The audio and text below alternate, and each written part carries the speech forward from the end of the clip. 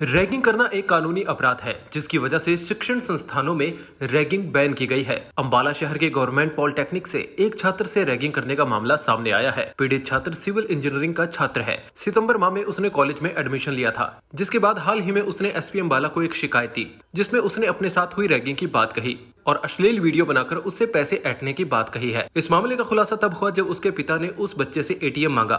उसने अपने माता पिता को बताया कि 27 सितंबर पहले संस्थान के शौचालय में 2 युवकों के द्वारा उसके साथ बदसलूकी की गई और उसका एक अश्लील वीडियो बनाकर उसे वायरल करने की धमकी दे रहे थे, जिससे डरकर उन दोनों युवकों ने छात्र से करीब 20 लाख रुपए हड़प लिए। पीड़ित छात्र ने पुलिस से न्याय की गुहार की है। मेरा नाम ऋषिपाल हलो है। मैं पेवा का रहने वाला हूँ। पब्लिक हेल्थ में नौकरी करता हूँ। ये लड़का पॉलिटेक्निकल में 9 महीने में 2 तारीख में एडमिशन हुआ था यार। ये लगभग 25-30 दिन पहले इसके साथ ये दुर्भाग्य हुआ है।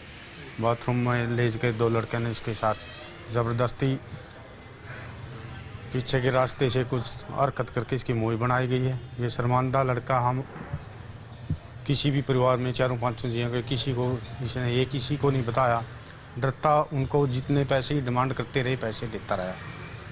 फिर मैंने 4 तारीख ने इस पे एटीएम लेके मैंने स्लिप काटी। मैंने पता लग गया भाई ये पैसे कहाँ हैं। इसको पूछताछ की। 6 तारीख का गुड़िया का पेपर था। मैं कल का पेपर दवाने भी गया। चल बेटे वहाँ इसके बाद मैं आपका समाधान देखेंगे क्या हुआ। 7 तारीख का मेरा आँखों का ऑपरेशन था। मैं आँखों का ऑपरेशन करवाने के लिए 7 तारीख में गया। 3 तारीख के बाद मैंने पॉलिटेक्निकल में आने नहीं दिया, क्यों कदे कोई इसके साथ कोई भी अनहोनी हो जाए। इस करके माँ बेटी उस दिन मैं ठीक हो जाऊँ, उस दिन लेकर जाऊँगा। ये 2 दिन हो गए। मैंने इसको 10 तारीख को एसपी साहब से पेश हुए थे। वह मेरे लड़के के साथ ऐसे हुई। पहले हम पॉलिटेक्निकल में आए थे। पॉलिटेक्निकल में हमें कोई संतुष्ट जवाब नहीं मिला। उनने यही कहा भाई 1 करोड़पति होया, फलाना होया, ऐसे करके मतलब हम चले गए थे। फिर आप यहाँ पर तो हमारी कोई मतलब सुनाई नहीं होती। इस करके एसपी के पेश हुए थे। एसपी के पेश होने के बाद मैं शाम ने इसके चौकी इंचार्ज का मेरे पास फ़ोन भी गया, भाई आप ये आओ। मैं बोला जी हम अम्बाड़ा तय वे पहुँचे हैं। ये घटना कहाँ हुई, ये मामला कहाँ हुआ? ये पॉलिटेक्निकल में ही हुआ, बाथरूम में, कॉलेज में ही हुआ? कॉलेज में हुआ। फिर एक आधे दिन मतलब ये लड़का वहाँ से डरता हुआ बस स्टैंड से ही, कॉलेज में नहीं बढ़िया, ये बस स्टैंड से ही वापस हो गया। कई बार लड़का मेरे इसको 1 बजे से पहले तकरीबन इसकी हाजिरी है। 1 बजे के बाद ये डरदा कि मैं 1 बजे के करीब इसका हादसा हुआ था। उनको देख के ये भाग जाता था। मैं कहता ये कहाँ के रहने वाले, कोई जानकारी नहीं, ये कोई जानकारी नहीं है। लड़के के बारे में कोई जानकारी नहीं, कौन है कौन नहीं। हाँ, ये कहता मैं एक को प्रयाण लूँगा, एक का चेहरा थोड़ा इसने दिखा रहा है, बाकी मुंह के ऊपर ये पढ़ना रख के ही मतलब आँख ही दिखा के मतलब इनको कराया। अंबाला में कौन सी जगह पढ़ते हैं, कौन से? पॉलिटेक्निकल में। अब क्या चाहते हैं, क्या इंसाफ चाहिए जी। क्या मामला दर्ज हो गया? मामला दर्ज हो गया। वहीं इस मामले के संस्थान के प्रिंसिपल राजीव सप्रा का कहना है कि यह मामला उनके संज्ञान में 2 दिन पहले ही आया है और जब उन्होंने उस विद्यार्थी से कुछ सवाल किए तो वह बताने में असमर्थ था और जिस शौचालय में उसका अश्लील वीडियो बनाने की बात की जा रही है उसके निकट ही इलेक्शन की वजह से पुलिस हमेशा तैनात रहती थी, तो ऐसे में ऐसा कुछ होना संभावित नहीं है। वहीं प्रिंसिपल ने छात्र को गलत बताते हुए कहा है कि ये सिर्फ डर की वजह से कहानी बना रहे हैं। परसों आई थी, 2 दिन पहले मेरे पास इनके पेरेंट्स आए थे कंप्लेंट लेकर। उससे पहले कभी भी नहीं आए। मैंने इसका रिकॉर्ड चेक करवाया। इसके क्लास टीचर वजिंदर राणा जी से मंगवा के इसका कल क्लास रिकॉर्ड चेक कराया। तो उन क्लास ट्यूटर को मैंने पूछा कि क्या सब्जेक्ट पढ़ाते हैं, तो उसको सब्जेक्ट का नाम तक भी नहीं पता था कि मेरे को ये क्लास ट्यूटर क्या पढ़ाते हैं। तो मैंने कहा तू आता था कॉलेज में? कहता मैं थोड़ी देर के लिए आता था, 1 बजे मैं घर चला जाता था। मैं क्यों चला जाता था? बस मैं चला जाता था जी, मैं डर गया था जी। तो 1 बजे से पहले डर नहीं लगता था, 1 बजे के बाद ही अचानक डर लगता था।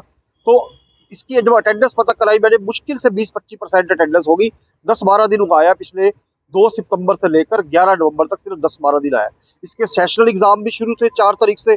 सिर्फ इसने 4 तारीख को एक सेक्शनल एग्जाम दिया है। उसके बाद इसने 5 सेशनल एग्जाम में भी अब्सेंट रहा है।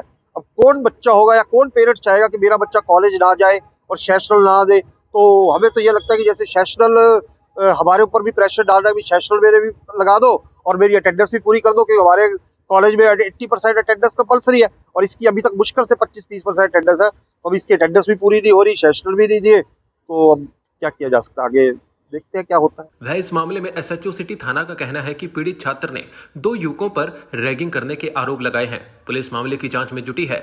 अभी तक रैगिंग जैसे सबूत पुलिस को नहीं मिले हैं। पुलिस सीसीटीवी कैमरे खंगाल रही है। पीड़ित छात्र ने किसी आरोपी की पहचान नहीं बताई है, लेकिन पुलिस गहनता से जांच कर रही है। हाँ, वो दरखास्त हमारे पास आई है, जिस दरखास्त के आधार पर हमने उसको छात्र को बुलाया है और उसके वारसों को बुलाया गया है। उस पर हमने मुकदमा दर्ज कर लिया है। तो इस दरखास्त के मुताबिक जैसे जैसे उसने एलिगेशन लगाए हैं, उनके मुताबिक उस पर जांच की जा रही है। वहाँ की सीसीटीवी फुटेज है या उसके बैंक से जो पैसे निकले हैं उसकी स्टेटमेंट है, और भी कई प्रकार की इसमें जो उसमें आरोप लगाए गए हैं उनके आधार पर जांच की जा रही है। लेकिन अभी तक किसी भी का वो नाम या किसी के बारे में भी उसने पहचानने से इनकार किया है। आगे की कार्रवाई ये है कि उसको हम बुला के ये भी पूछेंगे कि जो भी उससे आइडेंटिफिकेशन भी होएगी कि वो कौन थे। ना तो वो किसी का नाम बता रहा है अभी तक, और ना ही किसी को वो अभी तक पहचान रहा है।